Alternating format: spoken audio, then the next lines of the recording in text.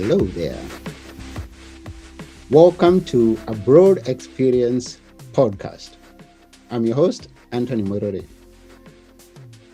You go to a different country, you meet different kinds of people, different culture, maybe different language.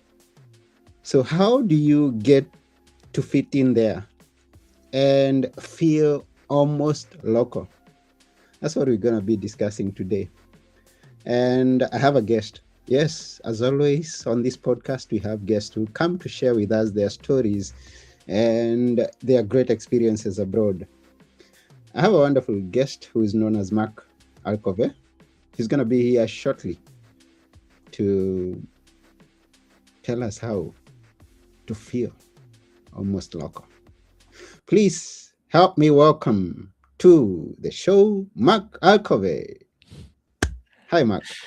Thanks. Hi.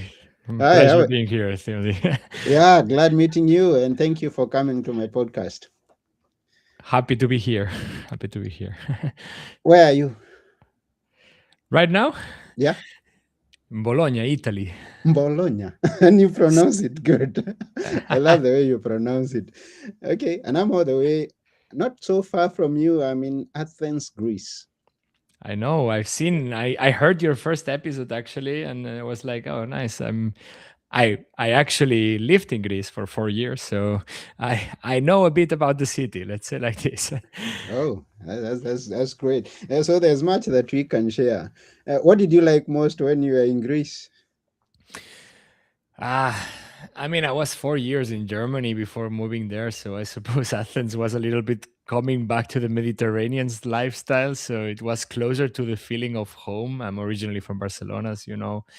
So I think Athens, it's a difficult city at the beginning. It's chaotic. It can be overwhelming in a lot of senses, but when you learn how to live in it, it has wonderful things. I really, really enjoyed this sense of like belonging to a big city, but still the neighborhoods and each area feels like in a small town, and you have everything in that areas.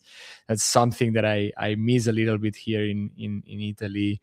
This having all the shops and everything, and feeling a little bit more connected to your neighborhood, to your area where you're living, although it's an enormous city, which is something that you would not expect from big cities like Athens.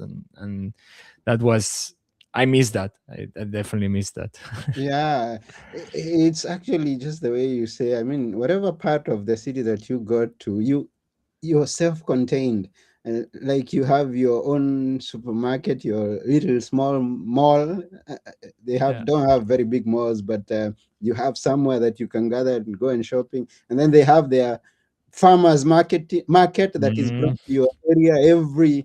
Yeah, it's an interesting concept. Where I come from Kenya. When you say you're going to the market, you will have to go some distance in order for you. In many places, you'll have to Yeah. go for a distance. So I get you. I feel you. Yeah, Athens, it's the other way around. No, the market comes to you. Like Yes. depending on where you live, it's in its day in a different place, and it's. I think it's incredible. Like the quality also of the food that you can get in the Laikis, in the markets in there. It's really cool. Yeah, Yeah. I really enjoyed that. Yeah. Yeah. And I'm always hearing that story from people who visit here. That I mean, that perspective is like the food here is so good compared to other places that people are coming from. And I believe that you've experienced that having come from different places. By the way, let's go way back from where you come from. Tell us a bit stories of where you come from, and then let's Mhm. go step by step. Sure. So as I said, I'm originally from a city close to Barcelona, like 20 kilometers away from Barcelona, Mm-hmm. in Spain, Catalonia. I moved to Barcelona when I was 16, 17, and I studied there. I studied design. Yeah, I'm by studies a product designer, specialized on furniture design, although I never really worked as a furniture designer or like a 3D designer. But as I said, I studied university there, and I started working, having a normal life, let's say like this, work life balance in Barcelona when I finished my degree, mainly as a UX UI designer, which means user experience and user interface. So I do the user experience and designing the interfaces of applications and websites and digital products in general, which is still my profession, and I still do that after nearly 12 years of working in the sector. And due to that was also the reason that I did my first move abroad. So that's exactly what brought me to Germany. My company that I was working, it was kind of an international consultancy company with a lot of clients here and there. And one day they said, "Oh, we have a client in Germany which might require skills from a designer. Would you be interested in going there?" And back in the day, I didn't have as many things, so I had a luggage, a couple of suitcases, and from the moment that they proposed it, 3 weeks later, I was in Germany. Um, I wish I would had prepared a little bit better, let's say like this, but back in the day, I didn't have anything that tied me too much to Barcelona. Of course, family, friends, whatever. Yes, I still have family and friends in Barcelona. But nothing that it was not allowing me to live. So when I had the opportunity, I took it, and I went to Germany for 4 years. Yeah. So 4 years, in the 4 years that you went there, did you maybe go back and forth, or you just stayed in Germany and worked all day? Or No, I mean, what's the different work ethic between Spain and Germany? it's actually kind of different. Like the work culture, it's obviously different in a lot of ways. Maybe the Spanish has certain rules that you don't have in the German one, in the sense of like people have go out for having breakfast, this kind of stuff, like with work colleagues, and in general, although they are different approaches into work, I must say that the Germans are relatively good at limiting your work life balance, no? So they are relatively, or they respect quite a lot the boundaries between your work and your life. In Spain, it was not directly my case. I think in the company that I was working, at least the company that sent me abroad, was also pretty well balanced, but it's a little bit more common to you to do extra hours, to stay longer in the office, to do these kind of things. While in Germany, especially if there is good weather outside, which is not that common, unfortunately, when the summer comes and there is sun outside, everyone runs away relatively. There is sun outside. This is my I work my 8 hours. I'm leaving. Like, and nobody will tell you anything. I mean, of course, that depends a lot on the environment, but it's the North European countries are relatively known for being respectful about this work life balance, and I enjoyed that. I think it gives me also a perspective on, and it shaped my way of relation of work and after work life, which is super important, especially now that I work fully remote. If you don't have that, you can completely go mad and work much more hours than you should. But yeah, that's how it was. When it comes to going back and forward, yeah, it was luckily one of the big advantages of moving inside of Europe. And for European citizens, as you know, it's that traveling around, it's relatively easy. So Frankfurt, Barcelona has also a very good connection when it comes to plane and airports, so it was easy to come. And I had actually a benefit from the company to go back. They offered monthly. I didn't always take that one, but I was coming often home. Yeah. Hmm, great. And I'm curious to hear about your work uh, life balance. but before we go there, I mean, in Greece, because I have had it in, in Germany. And when you came to Greece, I would like to hear your experience about work life. But before we go there, let me appreciate all those people who may be tuned in, who could be watching us or listening to us as we get to have an abroad experience. I have Karan Fix here with us, and he was very amused by the way you pronounce Bologna. That was a good sound. Yeah, different languages, different way of pronouncing. It can be interesting to learn new languages, and we'll come to that because of the different languages that you've engaged with. But before we go there, tell us about work-life balance. In Okay, before we get there, what made you move now from Germany to Greece, and then you tell us about work-life balance in Greece. So that's a different move. I'm When I was in Germany, I met my partner, and she's an archaeologist. So it happened to be that she got a job opportunity in Greece, um, which makes sense. No, I suppose if you are an archaeologist ending in Greece, It it's does, kind of logical. yeah.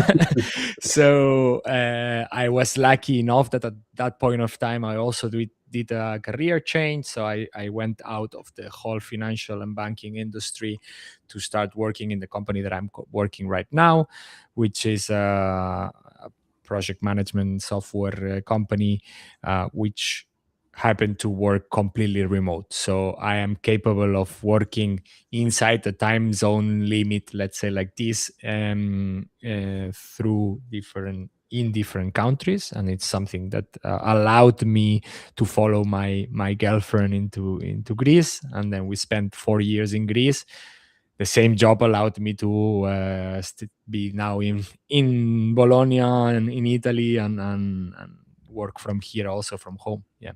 So the work balance in Greece, I cannot really reply in the sense of like I work for a Greek company, because I didn't. I work for a German company, so I maintain that kind of limitation in there. It is true that working from home, it might be dangerous. A lot of people has this mentality, and a lot of companies think that when their people work from home, they might be working less hours because they are at home. It often happens a lot that the people who works from home end working more hours, because my office, it's from also from where I record the podcast. So where I do stuff, like it is my home. So at the end, I'm always here. It's very easy to open the laptop and continue working after working hours. So it also happened, especially during pandemic, when COVID was there. It was easy to work a lot of hours. So it's easy to fall into that trap. So in Greece, I really um, entered the country, and I valued, and I enforced myself to have very clear routines around my hobbies. So playing futsal, which is indoor soccer, doing improv theater, going to the gym, going out with friends, having coffee. Blah, blah, blah. It is important to have a routine after work, because if not, you don't get out of home, and that's also dangerous in that sense. No, so maybe what it happened in Greece is that I learned that my mental health depended a lot on creating routines after work. That really happened in Greece. Yeah, Hmm. You create routines after work. Yeah, I mean, you plan yourself. exactly. Yeah, how you gonna manage when you're working from home. And now, okay, maybe that's the only area that you've been focusing on, or maybe just working with one company.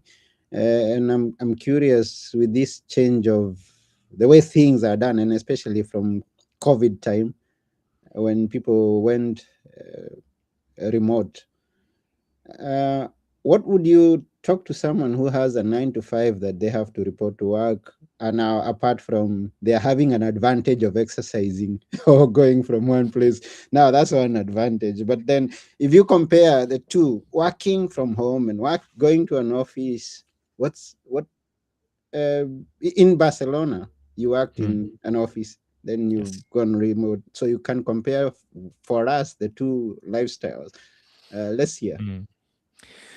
So I think there is multiple levels in it, no? Like the social one, it's clear when you go into an office, you have this kind of coffee talks, talk a little bit more interaction with the people of the office, and therefore, I'm not saying that.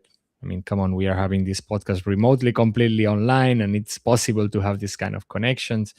But the day-to-day work sometimes becomes easier when you have that person in the same space, and it's easier to connect with them. And that can be good and can be bad, no, because then you're also having a social life with the people in the office that maybe you care about them, but maybe you don't care about them, so it's also an enforced social connection. There is a lot of chit chat around coffee talks that are, at the end, it's people that you will never see outside of that office. So I don't know, like it's a little bit superficial, if you want to call it like this somehow. It of course has advantages, but at the same time, when it comes to your personal life, when you stop for 5 minutes in the office, your option is going for a cigarette, going to the coffee machine, having a coffee there.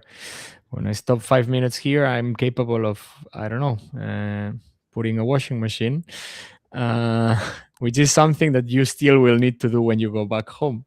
When I close my computer, it's done. Let's say like this, no? So that's also the advantages. These micro tasks around the home, when you learn how to structure them during your working day, in the sense of like, hey, the same way that you would take a break in the office and have a minute, 5 minutes coffee, you advance on house tasks, let's say like this. Mm-hmm. That's clearly one of the advantages. I mean, also from a from a moving perspective, of course, like for me, it has give me a freedom of being able to maintain a relationship. So I give the 100 points to for working remotely, because if I would be binded to work from an office, I would not have been able to follow my partner, which I don't know how it would have developed as a part of a relationship. So this flexibility helps build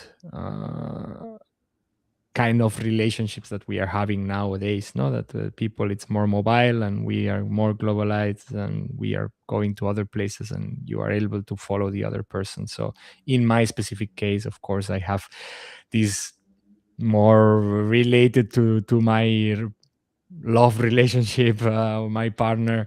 I'm biased by it, but I do really enjoy working from home. Also, the capability of balancing stuff, in the sense of like, okay, I just finished work at 6. My time it's 6:23. I'm talking with you live here.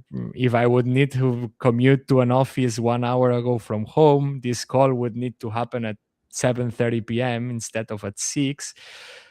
It's more difficult to have another balance and schedules. It affects your schedules, in my opinion, in a very nice way, if you are capable of switching modes, of working, Mm. not working. Yeah. Mm. At some point in life, you decided to start a podcast, feeling almost local. Mm. And I'm curious at what point that was and what prompted it. Almost local podcast. So, being completely transparent and honest, it's a COVID kit. Like, I was at home, I was bored, I had the equipment to record a podcast, and I said, okay, I'm a person who used to do a lot of things outside, so as I said, sports, theater, stand-up comedy, even. Um, and suddenly all of that was gone. So I said, okay, what do I do with my energy? So I decided to start the podcast. Back in the day, it was called the Ausländer, which means basically the immigrants in German because I was mainly interviewing German people, like foreigners living in Germany. Then it grow up, it changed name until it's become what it is right now, which is almost local, which is also much bigger than I ever expected. So happy about this, also stressed about this sometimes. But yeah, it was a project that started as during COVID. It grew up. I enjoy interviewing people. I enjoy learning about the experiences of other people living abroad. So yeah, a little bit like what you do here, I do there, and yeah, it's interesting. It's also a matter of feeling that you are not the only person who pass through these experiences, and bringing a reality in what life abroad really is, and it's not everything rainbowy and perfect, and there is challenges in it, and it's nice to hear that other people also passes through that kind of uh, moments and stories, and that's what motivates me to keep going. Yeah. Yeah, and also not feeling alone when you are working from home. Yeah, You have exactly. some Yeah. time to chat with people online. Wow. So, Spain, Germany, Greece. What made you move again? Again, another completely different reason. So now it happened to be that my partner also works from home. So we are all Oh, working remote, which is uh-huh. another advantage. We have lunch together every day, and we have French cooked lunch, not Yeah. something that we bring in a Tupperware or in a lunch box, let's say like Mm, this. We cook, and we are capable of eating fresh food together every day, which is amazing. And being completely transparent, we loved our life in Greece. We okay. really loved Athens as a city, but we were wondering if it was the place that we wanted to stay forever. Okay. Mm-hmm. And 1 year and a half ago, we made the question, if we stay 1 year more here in Athens, we stay forever. And that was Yeah. kind of what our feeling. So Mm-hmm. we said, why not, having the advantage that now we are both working from home, try one last country inside Yeah. of the whole environment, Mediterranean. We had it kind of clear that we wanted to be alongside the Mediterranean countries, lifestyle. We both speak a bit of Italian, or Italian not fluently but good enough, and we wanted to improve the language. So we decided, okay, let's do one last move for some years, try Italy, um, and then decide where we want to move in a more definitive way, make routes. I don't know, maybe consider stop paying rent and buying an apartment instead of like renting all the time, which is extremely expensive nowadays. Okay. So investing in building a little bit more in a stable life. So probably the next move after Italy, whatever it is, which we are probably talking a lot about coming back to Athens, will be the most definitive one and more fixed one to start settling down in a single place. Yeah. Yeah, Athens is attractive. Hmm. It will always bring you back. Uh, uh, and I hear you already were talking Italian. Uh, when did you learn it? Did you learn it back in Spain? Did you learn it in Greece or where? No, I learned it back in Spain, Mm-hmm. and with Italian, it's the only language that I speak before moving. Yeah, I didn't speak German when I moved to Germany. I didn't speak Greek when I moved to Greece. Two very complex language to move into the country without speaking, to be honest, at least from the Spanish perspective. Italian, I learned mainly speaking it and listening to music in Barcelona. Mm-hmm. It's a very close language from a it's a Latin root language. So when we mix a little bit the Catalan and Spanish, which are my both mother tongues, Italian comes relatively fluid in the sense of like it's easy to learn. It has a lot of common vocabulary, structure, grammatically, it's easy to do to relate.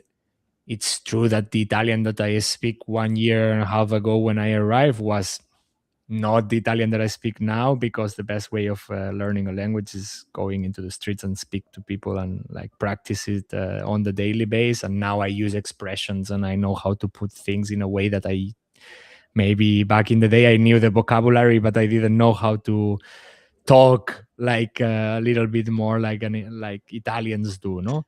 Okay. Um, but yeah, that basically came with a couple of months that I stayed here in Italy in the north when I was 18, doing a language exchange plus listening Italian music and the facility of Italian being close to Spanish and Catalan. Yeah.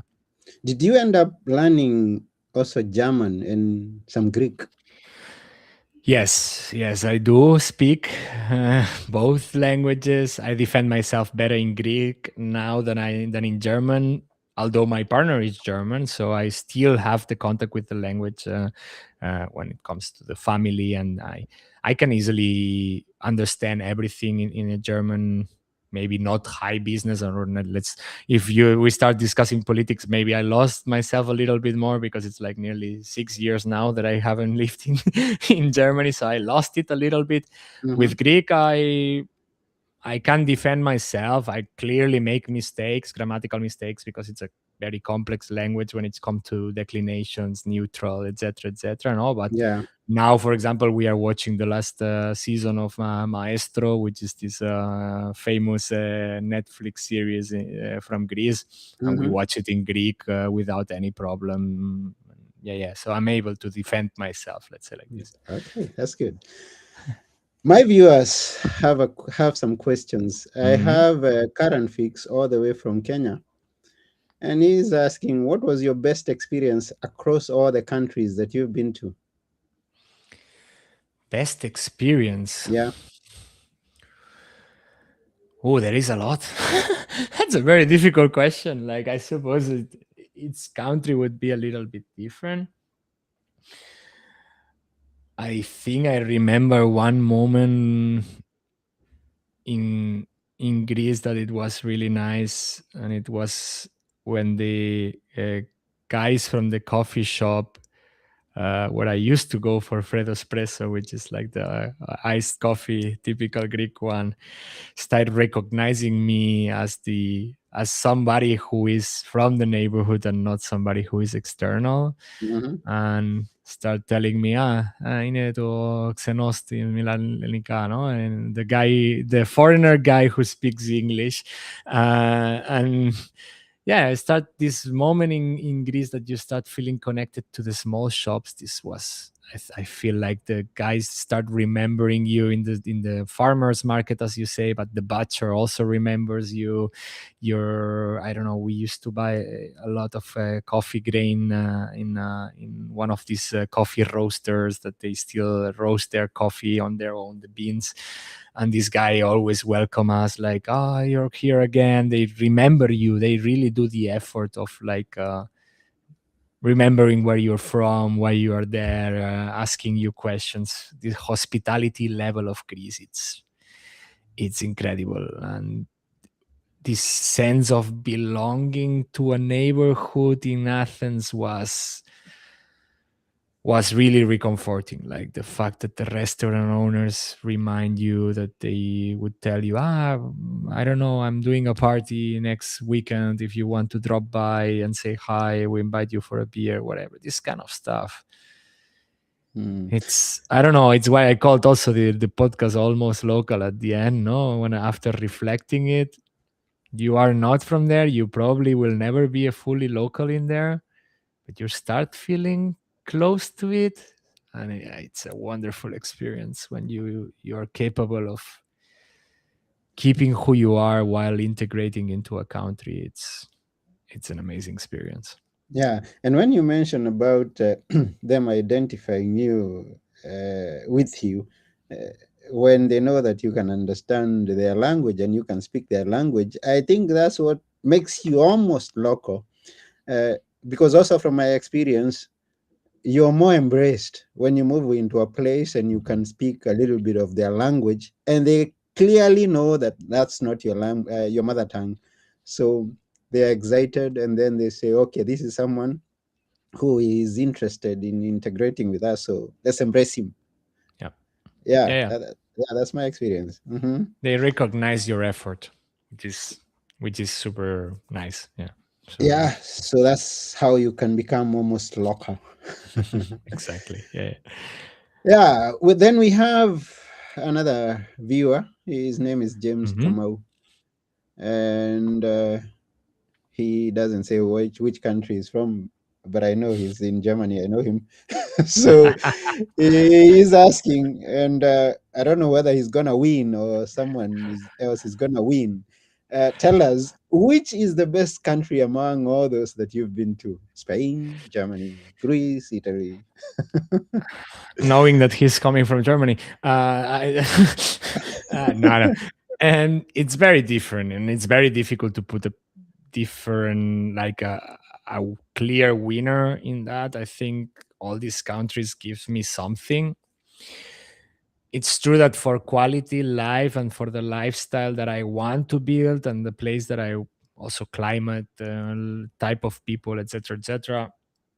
As I said, I would like to go back to Greece at some point. Yeah, yeah, yeah, yeah. Greece wins. Eh, Or not yet. yeah, but at the same time, I mean, come on, yes, it is the place that we are considering the most right now Mhm. to go back to. So that would be the easy answer to it. But of course, I'm doing this from the perspective of I won most of my professional experience while being in Germany.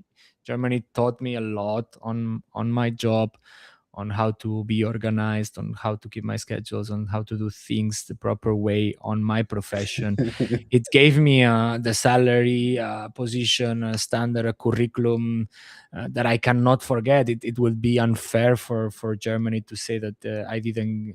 Come on, my partner is German, so I consider home whatever my partner is and where we build our life together, and therefore I'm involved still with Germany in that sense, the same way that I will never stop being Catalan and being from Barcelona and having my identity and being proud of my family and my roots. And I still listen a lot of music. I still love cooking from time to time my dishes. Italy still needs some work, let's say like this. I think we have a very romanticized idea of what Italy is because they did a big marketing around this country, and it's not a cheap country. It is pretty expensive nowadays. More In expensive, Greece, more expensive than than Germany. mm, depending in what, like in rentals, the north, Italy, it's very difficult because Italy, the division between north and south Italy, it's an absolute reality. So the south of Hmm. Italy, it's a reality, and the north of Italy, it's a complete different one. The north of Italy, it is expensive. At least the big cities, the small towns are relatively cheap. But if you want to live in a city, you would be paying rents at the level of Germany, probably, yes. Also with the supermarkets, groceries, and so on, yes, also same level. Um, Weather in the north, it's not the sunny, ideal Sicilian thing that they sell as Italy all over. Winters here are long, are humid. Bologna is a very humid city. Uh, it's cold in winter. It's extremely hot in summer. Uh, so it can be difficult. I mean, of course, I love Italian fashion. I love the way of dressing. I love it speaking Italian. I love being able to communicate with the people here fluently. And I don't dislike this lifestyle of Italian, like the whole surroundings around aperitivo, coffee culture, and so on. It's attractive in that sense. I'm not sure it's where I want to stay forever. That's but yeah, Hmm. a couple of years more here for sure, and it I would be able to respond also onto what it brought to my identity, this Italian experience. Hmm.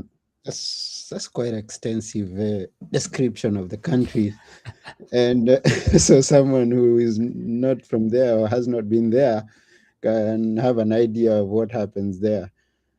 And there is so much to compare. I don't know what we'll go back to just to discuss. But I get you. You don't want the strict life of Germany because in Greece it's free for all. Sometimes too free. Let's say Too like this, free. but It's too free. Mhm. Yeah. So that will be. And how soon will that be? Your next move? Just curious. right now we are considering a couple of years more here. Okay. Okay. Um, so and exploring a little bit more the country, taking also the time. One of the biggest advantages of Italy, which we haven't talked about, it's transportation, and I miss that also in Greece a lot. In Greece, if you want to move around, of course, island you need to take a ferry, but mainland you need a car, yes or yes, because the train system it's limited. The bus system it's also limited. Italy has one of the best railway systems of Europe by far. Like Mm-hmm. from here, from Bologna, in 45 minutes you can be in Florence. In an hour and a half you're in Venice. In 2 hours and a half you're in Rome. In 5 hours you're in Napoli. Milan it's 2 hours and a half. Turin it's like 4 hours. Like you can visit all the main cities and all the best parts of the country in a very easy way. Yeah, Great. Wow, those are great experiences you share with us, and we highly appreciate you coming and sharing with us broad experiences and feeling almost local. I love the fact or the idea that you express that home is where you are. So, whichever country you end up in, whether you are in Germany where you're following the rule to the letter, or whether you're in Greece, being integrated with the locals and being self contained in whatever part of the city you find yourself in, or any other part of the world, make that your home. Engage with people, be yeah, friendly. Yeah, because you never know. Life is life is happening just as you're living. Life is happening, and we don't go back. We can only go forth. So it's absolutely. wonderful. Yeah.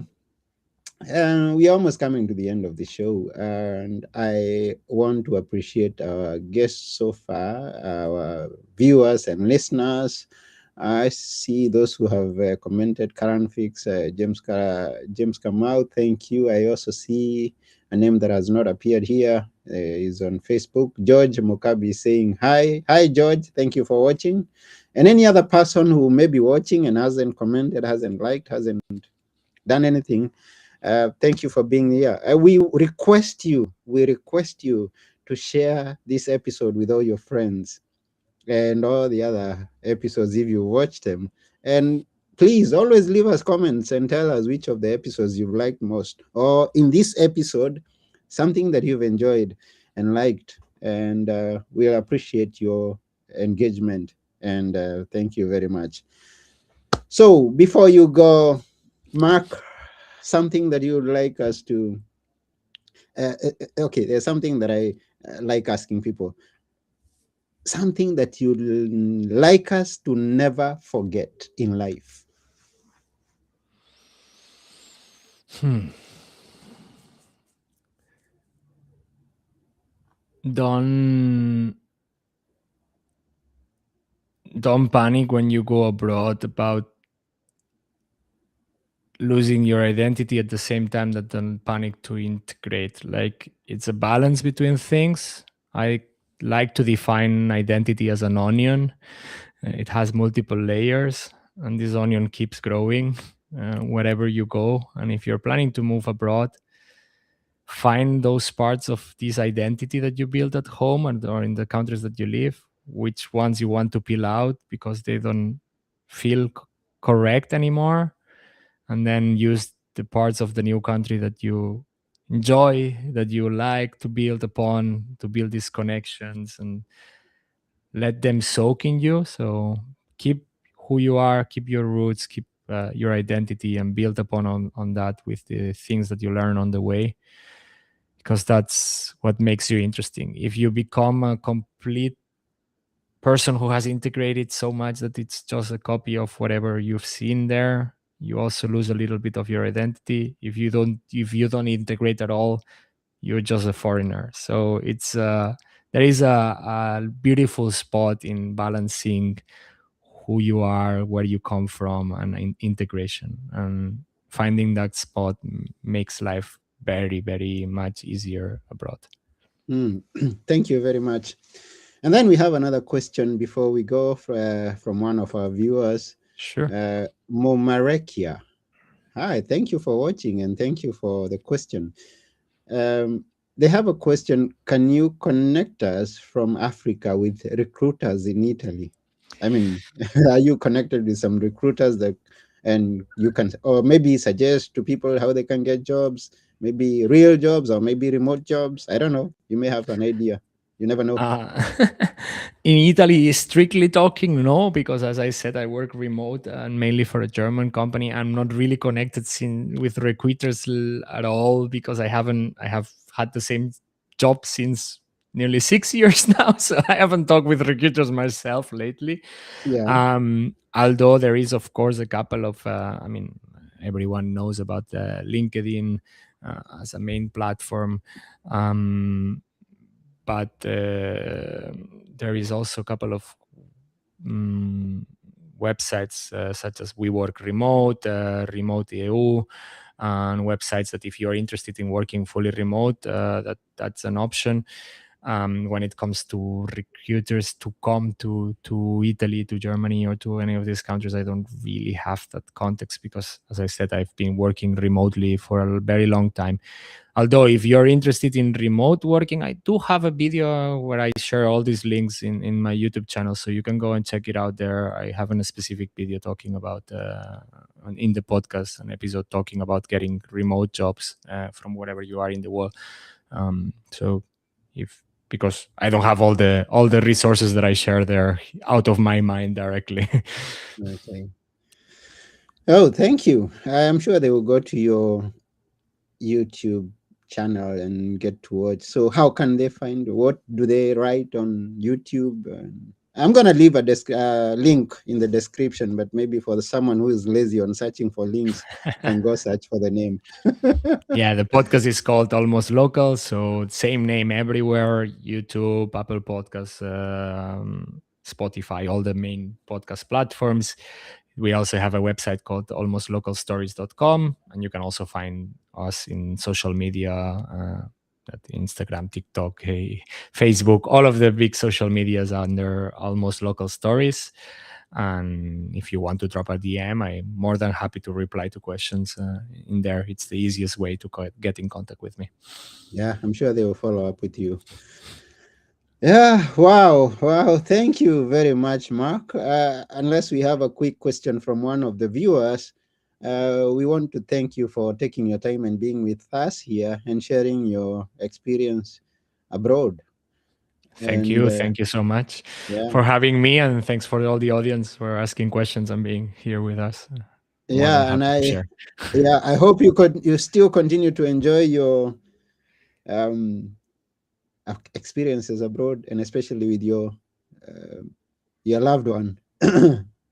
I will. Um, what are other plans apart from moving back to Greece? What are other plans that you may be having in mind? We'll see. We'll see what life brings to us. Let's say like that. For now, enjoying Italy and discovering the country. What it comes Yeah, afterwards is a discussion for afterwards. But we probably meet in Athens in person at some point. that would be great. I would love that to do, because some people, well, some of the viewers have been requesting for in person. uh, Episodes. They want to see someone, us sitting with someone down and having a conversation. It's gonna be happening soon. So all the viewers, stay tuned. This is something that is going to happen with time, and something that you just mentioned before you.